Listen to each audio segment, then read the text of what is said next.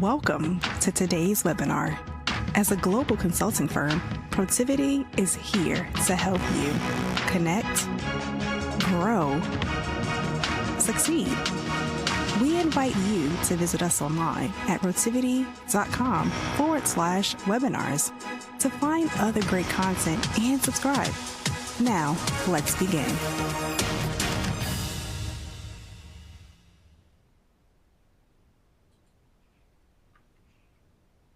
Welcome to the Vision by Protiviti webinar, Building Trust Through Transparency, Exploring the Future of Data Privacy. I'm Joe Kornick, Editor-in-Chief of Vision by Protiviti, our global content resource examining big themes that will impact the C-suite and executive boardrooms worldwide. Over the last month or so, we've been focused on the future of privacy, and I'm happy to be able to share with you some of what we've learned so far, from data protection and cybersecurity to the evolving role of privacy in the C-suite, to government regulation and compliance, and emerging technologies and their ultimate impact on privacy. As you can probably imagine, challenges facing privacy professionals are significant, and the explosion of digital data and the emergence of AI could put the future of privacy in peril. In just a minute, we'll be digging into all of that using data from our exclusive Protiviti Oxford Executive Summary on the Future of Privacy, where we ask global business leaders to share with us their perceptions and perspectives about their own personal privacy, as well as how their own companies are handling it. But first, some housekeeping. Google Chrome or Microsoft Edge are the recommended browsers for today's event. If you're having trouble viewing the program, please log off and back on using one of those browsers.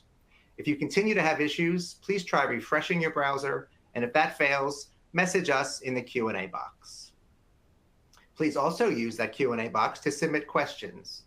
We'll respond to as many of those questions as time permits at the end of the webinar. Today's webinar is being recorded and will be available on demand.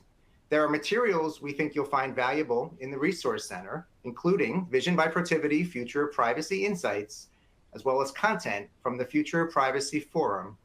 Future of Privacy Forum you should definitely check out. So be sure to visit our Resource Center when you have a moment. For those seeking CPE credit, please be sure to answer at least 3 of the 4 polling questions that will be asked today and remain on the webinar for its entirety. If you meet the criteria for credit today, navigate to the Earn Certification window on your screen to download your certificate at the end of the webinar. We'll also email you a link to download a copy after the event.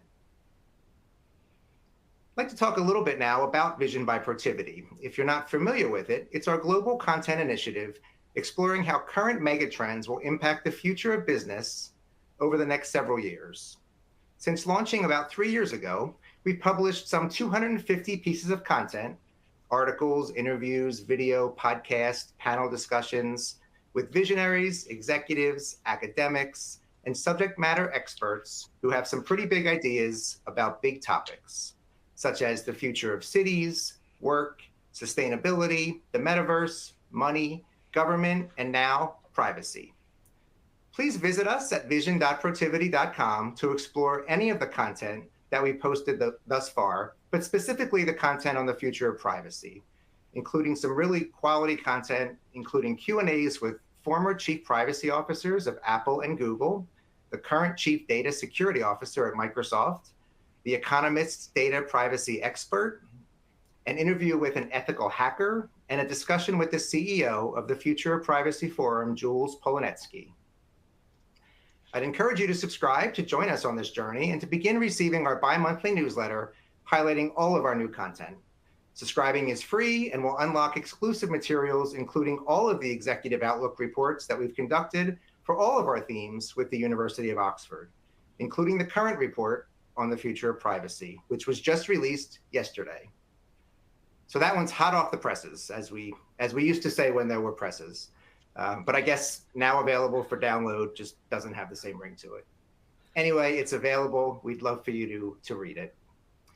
To help us dive into that data and more, we have a roster of outstanding speakers today.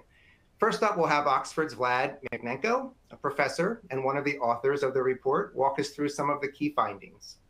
Next, we'll have a Q&A with Protiviti's Senior Managing Director, Tom Moore, for his reaction to some of the data, as well as what he's hearing when he talks to clients. Then Tom will lead a discussion with two key members of the Future of Privacy Forum, a global nonprofit organization that serves as a catalyst for privacy leadership and scholarship, advancing principled data practices in support of emerging technologies. Our two guests are Anne Flanagan, Vice President of Artificial Intelligence, and Bailey Sanchez, Senior Counsel of the Forum's U.S. legislation team. Feel free to click the speaker bios for more information and to connect with any of today's speakers on LinkedIn. Let me just talk for a minute about the survey that we conduct with Oxford for each theme. We surveyed more than 250 global business leaders representing more than 20 industries across North America, Europe, and APAC. We do that by conducting telephone interviews with C-level and board-level executives. And we did that this year from mid-August to late September 2024. And the complete 33-page report is available now for download to Vision by Protiviti subscribers at vision.protiviti.com/newsletter. Every page on the site has a spot to register or subscribe. Again, it's a free subscription, and it'll give you access to not just this privacy report, but all the reports that we've done on all of our themes with Oxford over the last 3 years. So that survey that we conducted with Oxford consists of 25 questions. And as you can imagine, we'll be asking our guests lots of questions today. But first, we want to ask you a few questions to get us started. So it's time for our first poll question. And our first question today is, in general, how concerned are you about your own data privacy over the next 5 years? Our choices here are not concerned at all, mildly concerned, somewhat concerned, concerned, or extremely concerned. And just a reminder, you may need to scroll down to see all the responses, and be sure to hit submit to register your selection. We're going to be asking 4 poll questions today, and you do need to answer at least 3 of them to qualify for that CPE credit we talked about earlier. Just give it a minute to register some of the responses.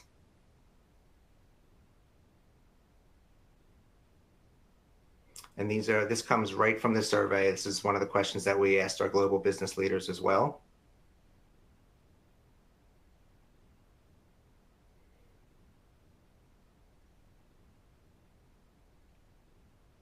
When we have enough results, we can publish. I'm not exactly sure. Oh, there we go. So in general, how concerned are you about your data privacy over the next 5 years? 5% not concerned at all. It looks like 13% mildly concerned, 23% somewhat concerned, about 41% concerned, and almost 18% extremely concerned.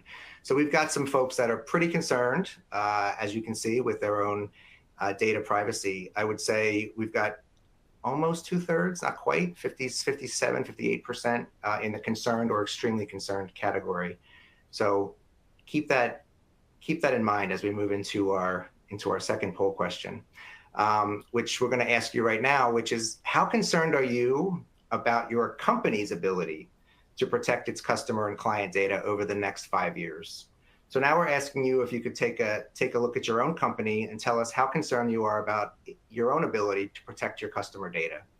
And those answers are not concerned at all, mildly concerned, somewhat concerned, concerned, or extremely concerned. So the same 5 categories.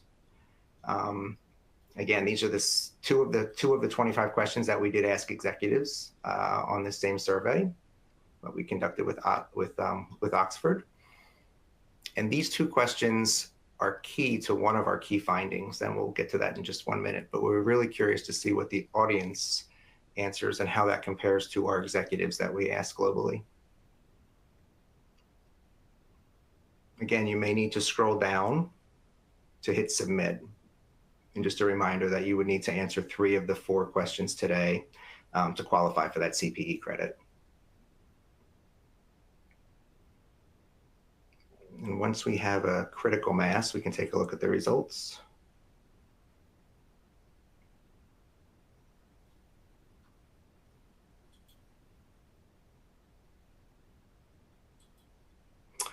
Okay, so here we've got, again, a small percentage not concerned at all, about a third mildly concerned, I don't know, 29%, almost 30% somewhat concerned, a quarter concerned, and about 7% extremely concerned.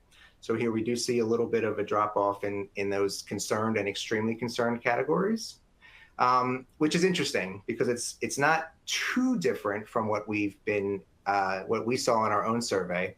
If we want to go ahead and take a look at our actual survey results around these same two questions.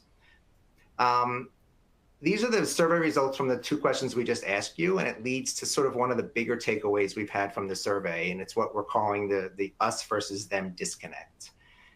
You can kind of see how these two charts sort of yin and yang, and look, our own results were pretty similar, not quite to the same extremes that we're seeing here, but executives are extremely bullish on their company's ability to protect customer data.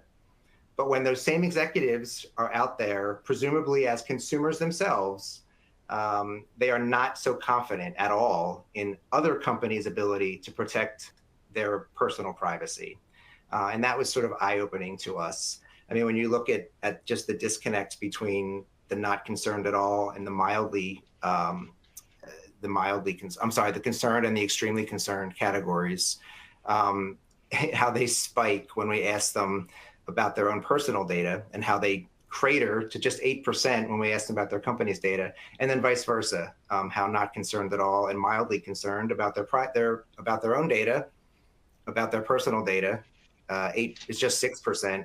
Whereas when we ask them about their own company, it skyrockets to 76%. Those top two and those bottom two categories across both questions. So we thought that was really a really interesting finding, and we're going to dig into that a little bit deeper. So to discuss this finding a little deeper, and lots of other findings and lots of other takeaways from the survey, I'd like to welcome in Oxford's Vlad Miknenko, a professor at Oxford and lead author of the report. Again, you'll get this full 30-page plus report with a prescription to Vision by Protiviti. So I would suggest that you take advantage of that opportunity and dig into the data a little bit deeper. Vlad, thank you so much for joining us today. Hi, Joe. Happy to be here. So, Vlad, some really interesting takeaways from this executive outlook on the future of privacy 2030.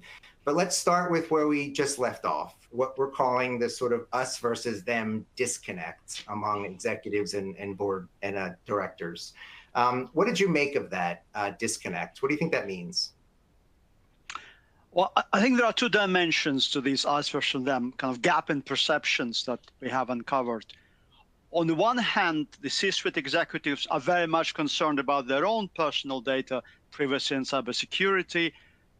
As you said, as many as 78% expressing high levels of anxiety. We also asked them about their personal fears, and half of the global business leaders think that they would become victims of a significant online data breach themselves over the next 5 years. So that's on one hand. On the other hand, this personal privacy and data-related anxieties of the C-suite executives, clearly they stay at home when they go to work.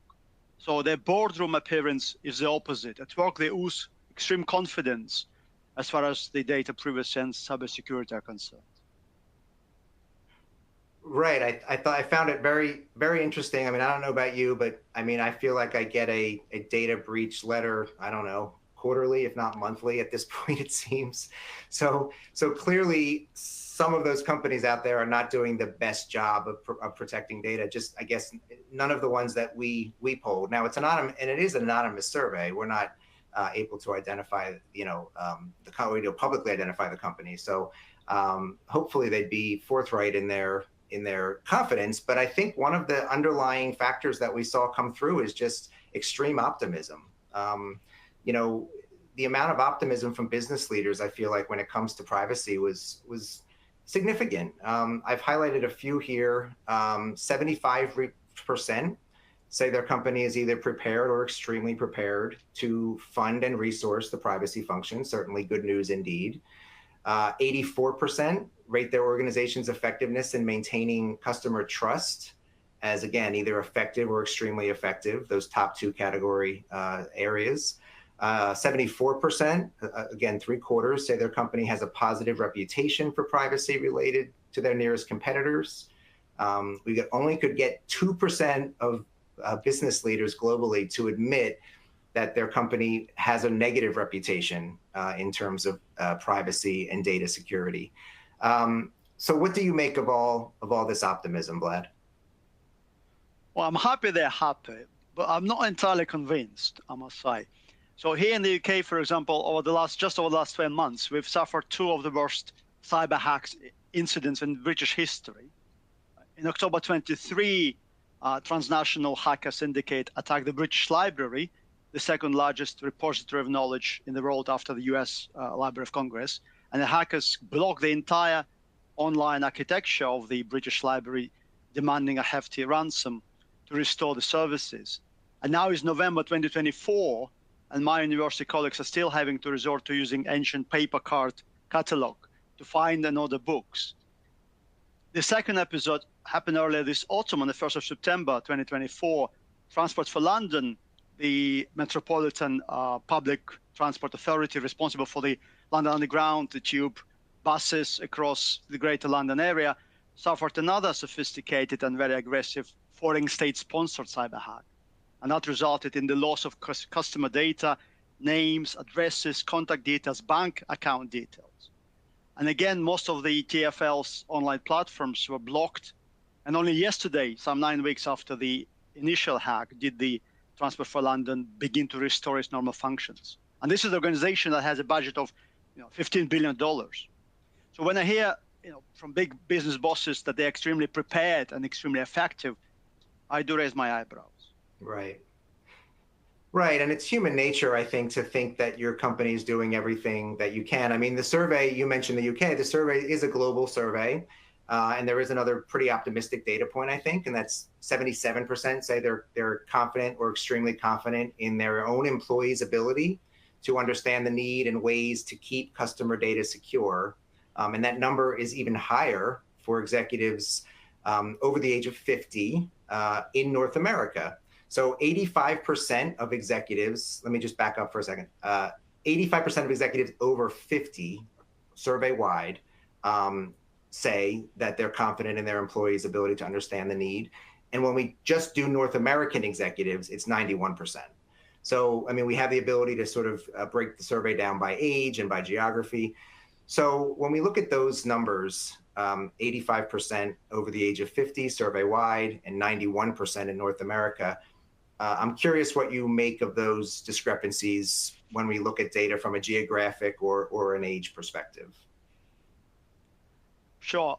I mean, for example, the majority of the global executives, 56%, are very confident about the government's ability to put proper regulations in place to protect personal online data.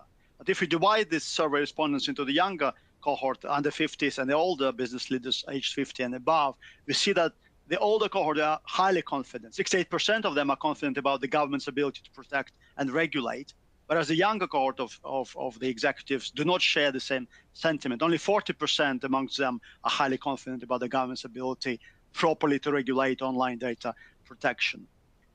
Then we asked them about opinions of a government-issued digital ID that would travel with you online. In many countries, you've got to input your ID or passport details to log in into your social media account. So the older CEOs say that they're very comfortable about this. 56% are pretty happy, whereas the younger cohort says only 32% of them say they're quite comfortable about such a proposal. So we have quite a big gap between the older and the younger cohorts of business leaders. And then again, as you've said, geographically, absolutely. The North American C-suite executives, they're the ones who are most confident about the government's ability to regulate data privacy and comfortable with government-issued digital IDs and their online footprints. On the other hand, European and Asia-Pacific leaders are the least confident about these ideas and not very much confident about the ability of governments to properly regulate. So there is a definite age and geographic difference in responses. Sure, and that's a great point that when we look at age, when we asked them specifically about the government, we saw a huge difference, right, in executives under 50 and executives over 50, and how those two groups view the government and the trust when it comes to privacy and their ability to protect data. And as you pointed out, geographically, North America, and we sit here on election day in the United States, North America, much more trusting of government in its ability to provide proper regulation and whatnot, which I think is another data point that's pretty interesting.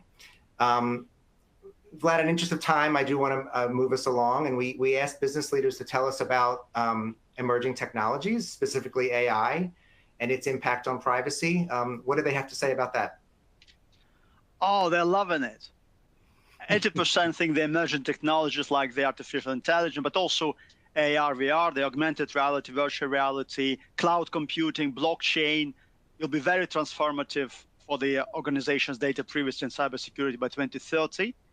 I think 3/4 believe that AI will be very beneficial.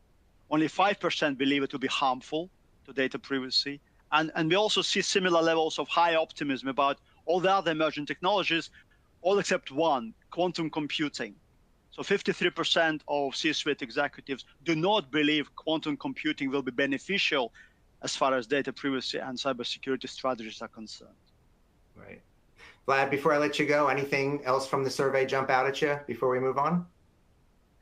I think from the three of us from the Oxford side, we feel that this wild optimism about the future of data privacy and this extreme confidence that the business leaders seems to have about their corporate strategies, high preparedness, it's those opinions that we feel are not just surprising, but somewhat improbable. Right. No, we agree. Optimism abounds, and it's a little, I think, some of it I think is good when we talk about the investment and they feel confident that they're prepared, but then I think some of it might be a little bit unrealistic. So we need to certainly keep an eye on that. Vlad, thank you so much for your time and obviously for help with the survey. As always, we value our partnership and appreciate it. Thank you. Okay. Again, survey is there, a lot of great data if you want to dig down into it. I'd like to move us on now to our next poll question. And we've asked them about, by the year 2030, in general, do you think your personal online data will be significantly more at risk, slightly more at risk, the same as it is today, slightly less at risk, or significantly more at risk? So basically, by 2030, what's your perception of your personal online data? More at risk, significantly more at risk, slightly more at risk, the same as it is today, slightly less at risk, or significantly more at risk? And again, just a reminder, you might need to scroll down to see all the responses and make sure you hit submit.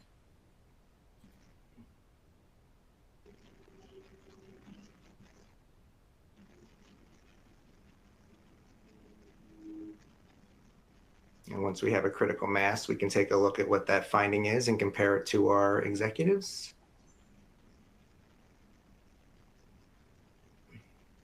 Okay, so we have a lot of folks who think that it's going to be more at risk. Almost 3/4 would say a combination of either significantly more at risk or slightly more at risk. Only 14% say it'll be about the same, and only about 12% think that there will be less at risk in 2030. So it sounds like we're moving the needle, in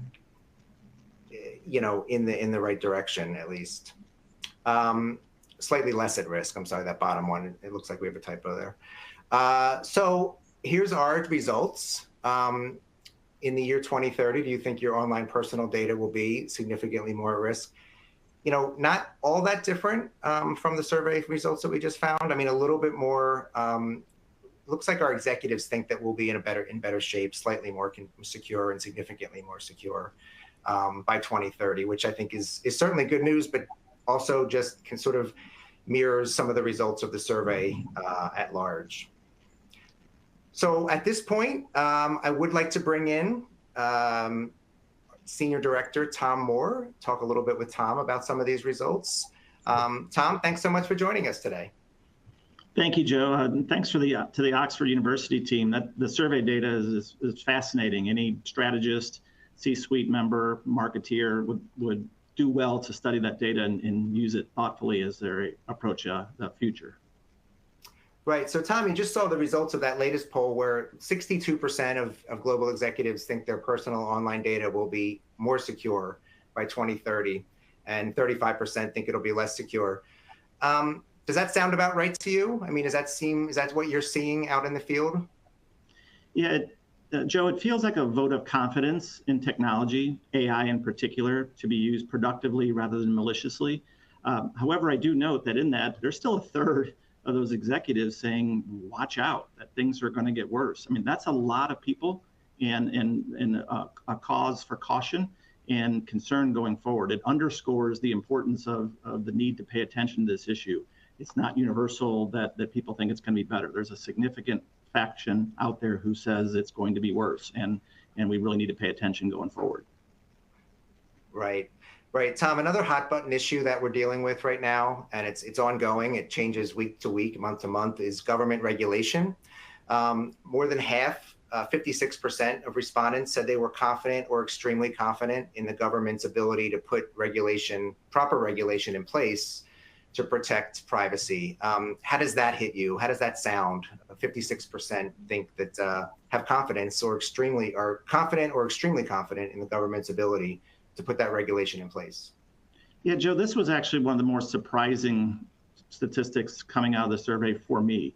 And again, I'm sitting in the US and watching our federal government attempt to pass federal privacy legislation over years and maybe decades in some people's cases has been a frustrating experience for many. But this is a global survey, and the action taken at the global level, Europe taking the lead, other countries following, as well as in the US, states and regulatory agencies, does demonstrate a ton of activity, and this confidence in that activity to actually get to a better place, speaks to the results of those other entities. I'm still a little bit pessimistic at the federal government level, but I do see that this has the optimism reflected in the global business community that we'll get there. Right. Right. Tom, one of the things we've covered as part of this Vision Future Privacy Content Initiative is the future role of the Chief Privacy Officer. It's a role that's in flux. You wrote an article for Vision about the CPO's evolving role. That's in our resource center. I suggest people, obviously check it out. You've interviewed the former CPOs of Google and Apple for their perspective on the role, as well as Jules Polanetsky, the CEO of the Future Privacy Forum. That topic came up in all of those interviews, and obviously including your article that you penned. What's your feeling about the future role of privacy in the C-suite, and what are clients thinking about when they think about that future role? Yeah, so Joe, it's very obvious that we're in the early stages of privacy legislation and regulation, and more importantly, enforcement. If you think about other areas, antitrust, security, they've been around for decades and decades and are still evolving.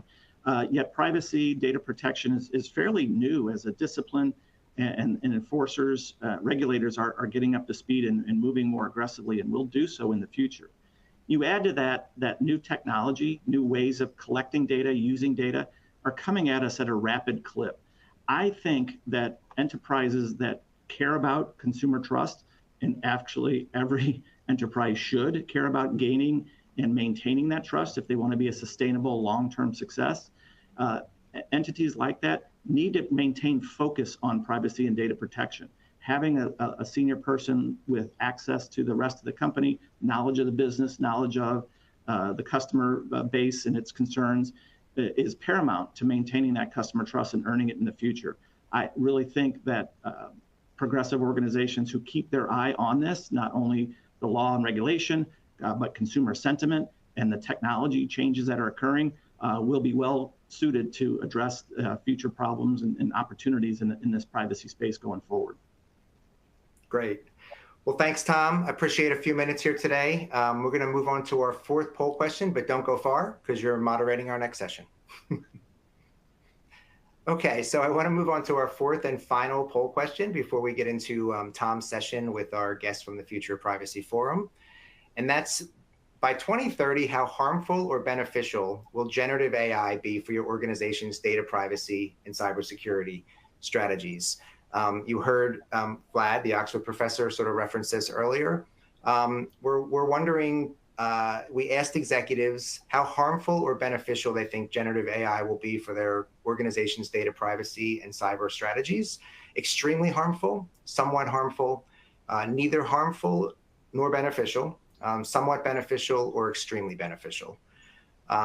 We asked them to sort of give us, look into the crystal ball a little bit and give us a prediction of where they think AI will be when we talk about sort of being a force for good or being a force for, I don't want to say evil, but not so good, you know, falling into the wrong hands. Will it make data privacy and cybersecurity, will it be a help or a hindrance to our future role in that space?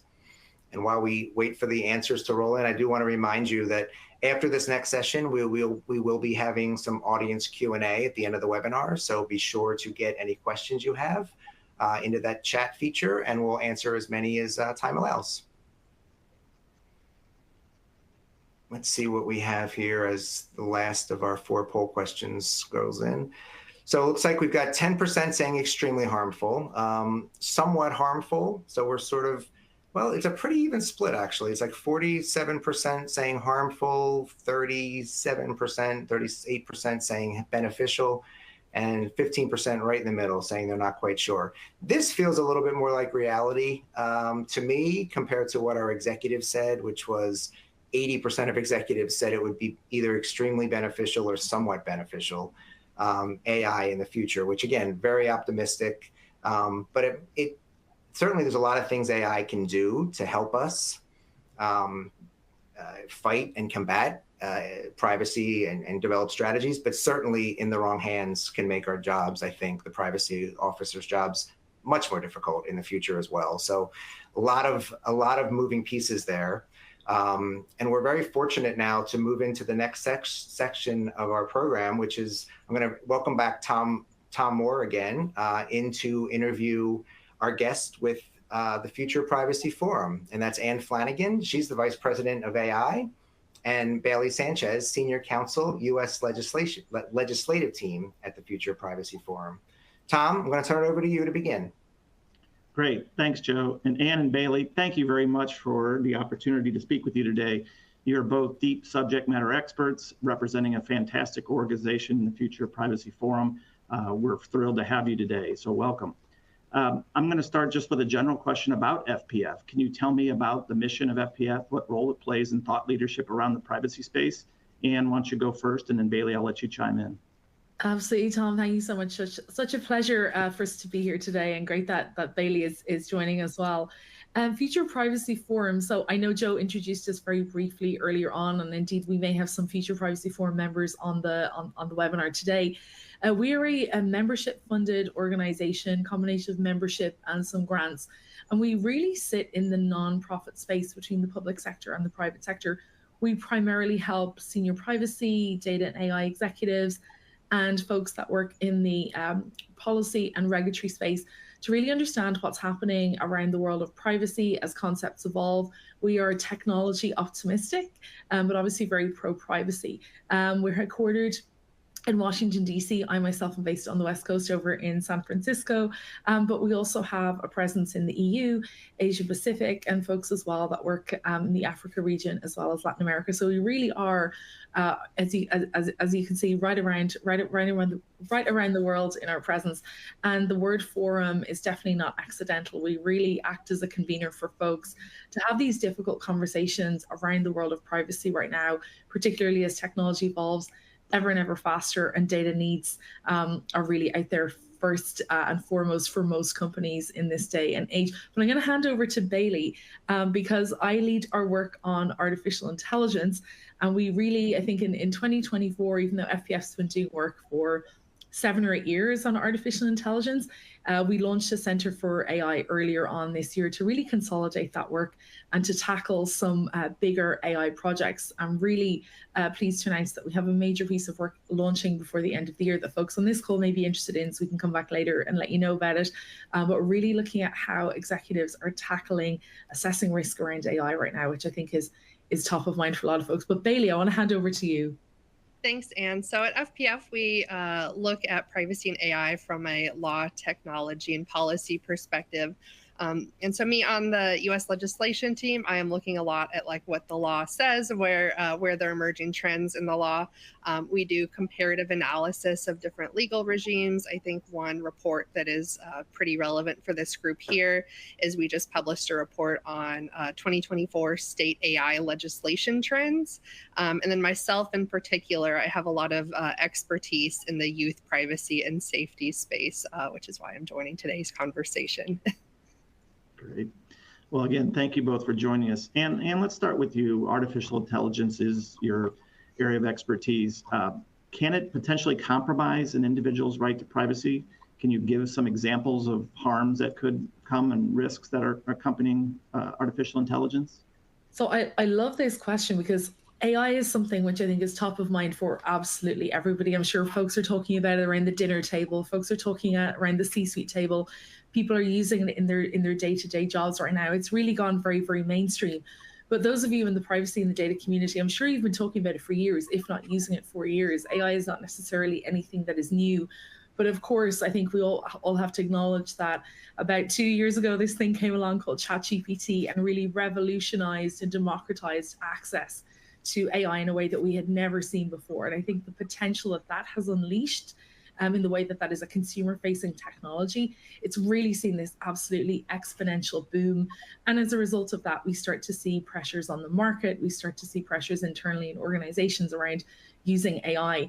And I think anytime you end up with a new technology or effectively a new technology where there's a lot of pressure to use it, deploy it, develop it, the data behind it can obviously create risk. And I think that's really what you're getting at there is what is the intersection here, and as we all said here at the end of the year, between AI and privacy, and how does that change the dynamic? I think when we go back to basics and we really look at what it means for a technology to create risk around privacy, it's really looking at, I think, two main things, Tom. I think one is, where is the data coming from that's really backing onto that technology? So when you look at something like an LLM, you're talking about the training data. Where did that data come from? Is it information that was scraped off the web? Is it information that's being collected from apps on your phone? Is it a form that you signed somewhere? Is there personal data in the mix? There could be proprietary information in the mix as well. And I think that's a bit of a separate concern because we're focused on privacy today. But I think going back to the basics of where did that data come from and the hygiene around that data, I think that's one area where things can go really wrong really quickly, because I think one of the biggest challenges with generative AI is, if you always hear this garbage in quote, but it's very, very real when it comes to an LLM, because you're constantly iterating and you're constantly building on what's there before. So when it comes to developing and building models, or indeed deploying an AI system in an environment where you're inputting data into it, it's really, really important to have that hygiene around protecting that data on the input. So you could have potential privacy implications there. The other area, which I think is the one that's maybe more obvious and really where consumers actually might see harm, is on the output side of things. In other words, you may have some very, very serious situations where you might have, for example, consequential decision making. You could be applying for a mortgage, and maybe your bank is deploying an AI system to make a decision about your credit worthiness. For example, if they have information that is incorrect or biased, or if the model is not developed in such a way that is taking into account the fairness in its output, you could end up with some outcomes that are going to be very consequential for you in your life, that really come from a violation of your privacy or come from data that's not quite accurate. So I think that we start to see the rubber hit the road in that respect. In terms of general output, we've already heard today on the call, data breaches are mentioned. To build and deploy AI models, you're often looking at huge swathes of data. I think we've heard for years this idea of the data war: more data is always better, more data is always better. And the consequences of a data breach in an organization that is developing or deploying AI may be, not necessarily, but may be more grave than an organization where the data use is more minimal.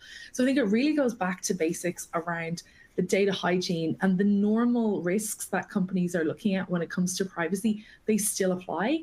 AI just amplifies and increases that risk. And then I think the last thing here is that there's maybe a literacy gap right now because AI is developing so fast. And I don't just mean a literacy gap in terms of how the technology actually works, but what the technology means for your businesses, your customers, and those folks whose personal data might be in the mix, where the PII is actually coming into play, there often just isn't a lot of time to think about these problems right now because there are other concerns around the business. So the speed of the deployment is certainly a really, really big barrier. So that literacy gap, that catch-up period in organizations, obviously like Protiviti and also the Future Privacy Forum, we try to really help in educating in that space. Excellent, thank you. Bailey, turning to you. Obviously, we just talked about AI, but there's other innovations out there as well, quantum computing, AR, et cetera. How are these influencing the landscape of teen and youth privacy? Is it all harms? Is there potential opportunities to enhance privacy with these tools? Sure. So there's certainly harms to consider. I think like one harm in particular that's very top of mind right now for kids and teens specifically is synthetic content and using generative AI to generate synthetic content. I think, it's election day. I think there's been a lot of focus on how generative AI will impact elections. But I think it's important to remember that there's a whole spectrum of harms with AI and other emerging technologies that you just mentioned. And it's not that they are different for children, but they're usually just exacerbated. So think kids using generative AI to kind of like bully their peers, kids and teens using generative AI to create CSAM. A lot of the stories that we hear about that online are often perpetrated by other students rather than like a shadowy bad actor. But there are also opportunities with AI and other emerging technologies.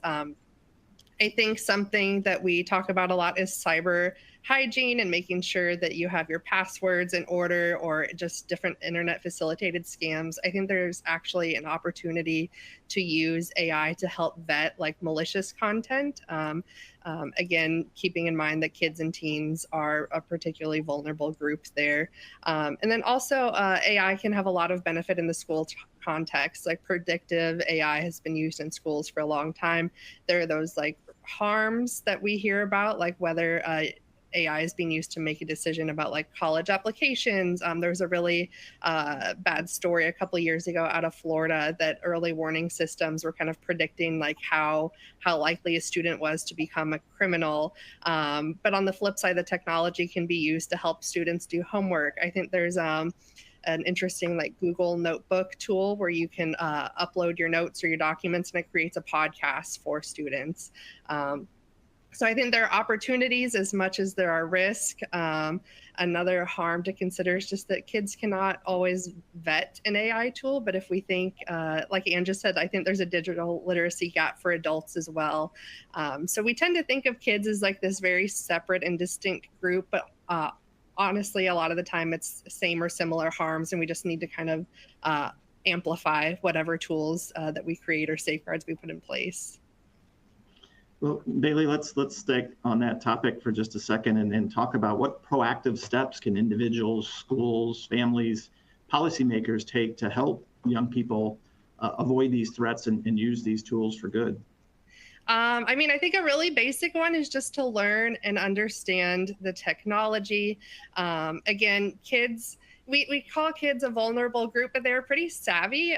Kids are going to be bringing lots of tools at home into the classroom. And so I think like there is kind of an obligation for us as adults to also be up to speed on all the tools. I think focusing on the most like high risk type of processing is really important from like that company and government perspective. Again, AI is used for just kind of a range of things. Like Spotify uses AI to make song recommendations. I think that's a much lower risk of harm than something like AI being used to make a decision about a student's like educational outcome. And so pinpointing what types of risks that we are trying to solve for. And then I think another thing specific to the education and student context is I've been seeing an uptick of companies wanting to deploy their products like in the education space. Because they might see, like, hey, I've created this for like a consumer facing or like B2B. What about B to school? But I think it's important to keep in mind that there are special considerations with schools and student data. And you need to really tread cautiously in those spaces and make sure you have all of your compliance checkboxes ticked off.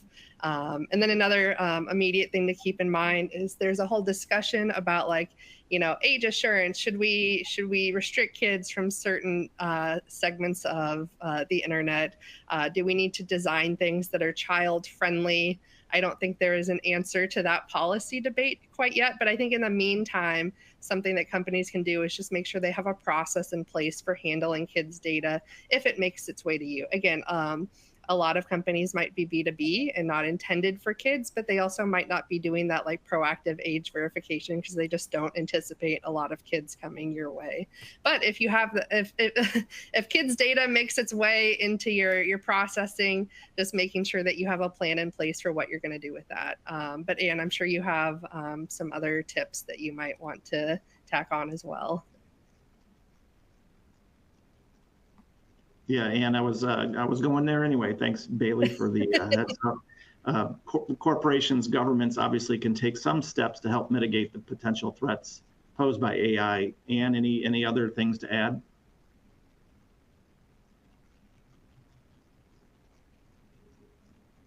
We may have lost Anne. Okay, well, Bailey, I'm going to come back to you then until I hear her come back on.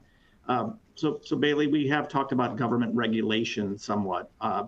Basically, what legal frameworks exist, how should policy evolve over time to help and continue to safeguard the privacy rights of our young people?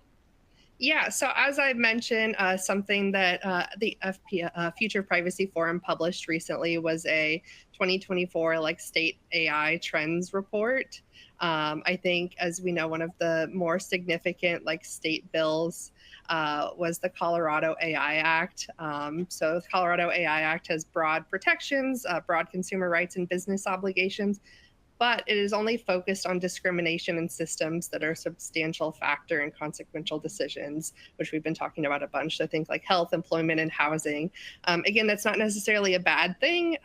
Maybe we don't need a very specific AI regulation for every single type of AI out there. Again, I mentioned Spotify recommendations. So I think a trend that we're seeing in the US is a big focus on those consequential decision-making AI systems rather than just kind of general purpose AI. I think some other steps that can be taken are like targeted rulemaking to focus on different segments of the risk that we're trying to pinpoint. But I think it's important to keep in mind that with privacy rules, particularly with like strict data minimization and limits on secondary use, that could have a negative impact on training safe and fair AI systems, which rely on training using representative data sets. So there's kind of like a trade-off that we need to be considering between like, very strong privacy safeguards while still allowing room for innovation. So Bailey, you mentioned Colorado, other states. Do you see regulation of artificial intelligence, especially with respect to youth and teen privacy, occurring at the state level in the US, or do you foresee anything happening at the federal level?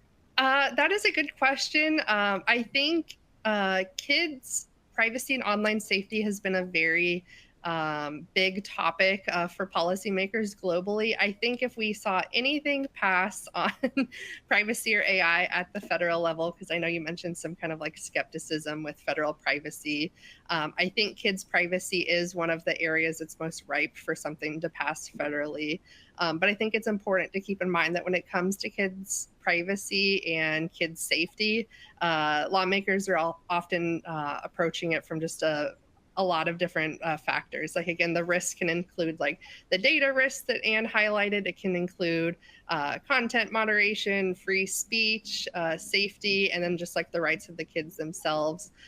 So I think predicting what might happen federally is very tough. And then at the state level, a lot of the bills that I've seen have been focused on just like needing specific opt-ins for training with kids' data, or just like kind of like banning kids from like addictive feeds.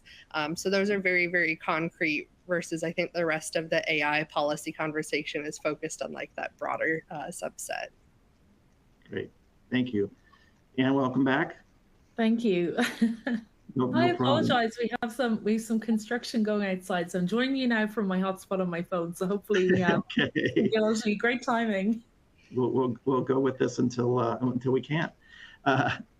We were just talking, Bailey and I, about regulation. Let's zoom out to just AI in general. Do you think the legal frameworks that are in place today are adequate to address AI threats and harms, or how do you see them evolving to better protect individual privacy? So this is a great question, and I think one that's very close to our hearts at the Future of Privacy Forum. There's obviously a lot of activity happening in the United States right now. We see a lot of AI bills at state level. I'm sure Bailey has probably touched on those, but given that we're in a global webinar today, I think it's helpful to zoom out and sort of look at the general state of play, because we have, of course, that precedent of a lot of privacy and data protection regulation right around the world, which really serves as a really core building block when it looks to tackling some of the issues around AI. We already spoke about data. And certainly in the EU, for example, GDPR has been there since 2018. We're starting to see more and more enforcement, more and more cases involving AI. But actually the GDPR is being used as the tool to course correct any harms. So GDPR, quick reminder, obviously it's use case agnostic, technology neutral. It certainly did not foresee generative AI as a technology, but it should be future-proof enough to be able to be used in that context. It's a big conversation happening in Brussels right now as to whether it needs to be opened up or modified in any way, shape, or form. But I think we're starting to see a lot more enforcement on AI in addition to automated decision making, where we've seen enforcement for quite a while. You have, of course, the addition of the EU AI Act. In Europe, it came into force in the EU in the middle of August. It is going to take about 24 months to come into force. And really what we're going to see is this staggered approach, and based on whether or not you're in an area of operation that is categorized as high risk, such as, for example, education or employment, to name two examples, your obligations trickle in over time, but it's really based around product liability. It's not really based around rights of people. It doesn't have a civil rights component to it like we see in the laws in the United States, for example. So sort of the long and the short of that, and of course, given how influential the GDPR has been around the world, to a degree in the United States, but mostly outside of the United States, you really see that there is a baseline of privacy protection in place in most countries, which it's certainly not adequate to address all of the harms and correct all of the problems in respect of AI, but it goes a really, really long way. And certainly, I don't think anyone can turn around and say they have nothing to go on. There's certainly something there already. If you look at what's happening in the Asia Pacific region, very, very interesting. You see a government like Singapore, which has its model governance framework, which is a softer type of law. It's falling short of regulation, but it is advising companies to create risk frameworks around how they use AI, really, really similar in the United States when it comes to public sector use of AI, particularly around procurement, for example. You have the NIST risk management framework for AI, and it really goes back to basics around, again a softer piece of work, not like shy of a regulation, but the tools are really, really there around making sure that you know what data you have, you're mapping it, you are doing some risk analysis, you're actually taking time, attention, and focus on having folks in the organization actually address any risks around AI. A lot of best practice there. We're starting to see some of the, I guess, the ideas of NIST creeping into, the NIST RMF, that are those building blocks. We're starting to see those reflected in state level legislation around AI. We're starting to see the ideas around ensuring that there is consistency with any privacy laws in the United States. You're starting to see a bit more polish and a bit more sophistication. We still, of course, have a patchwork of laws in the US. It can create a lot of confusion. One of the things that Future Privacy Forum talks about a lot is that if we had a federal level privacy law, it's not that it would solve all of these problems, but it certainly would create a more cohesive and harmonized framework around the United States that would improve the state of play with respect to dispelling, I guess, questions and inconsistency. That's good for business, it's good for people. And it certainly would bring about a state where you have a minimum level of safety around this topic.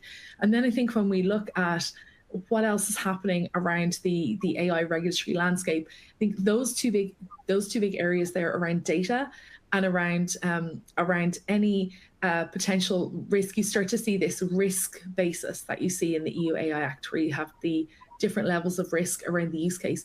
So I think we've moved, Tom, I guess long story short, we've moved from a world where the existing regulation around AI, which is very principles based, it's based around the person, it's relatively technology neutral in a lot of cases, as you see in privacy laws.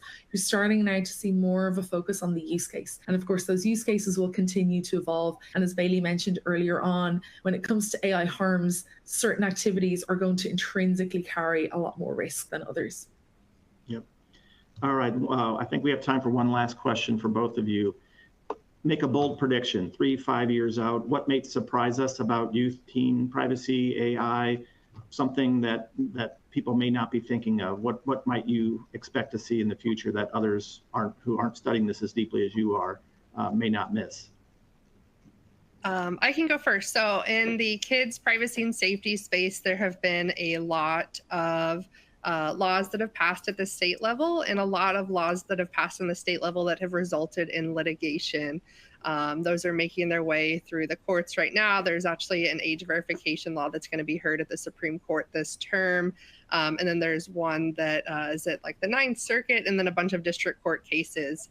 So I think these are important to pay attention to because they're answering a lot of interesting questions just about like the future of internet regulation.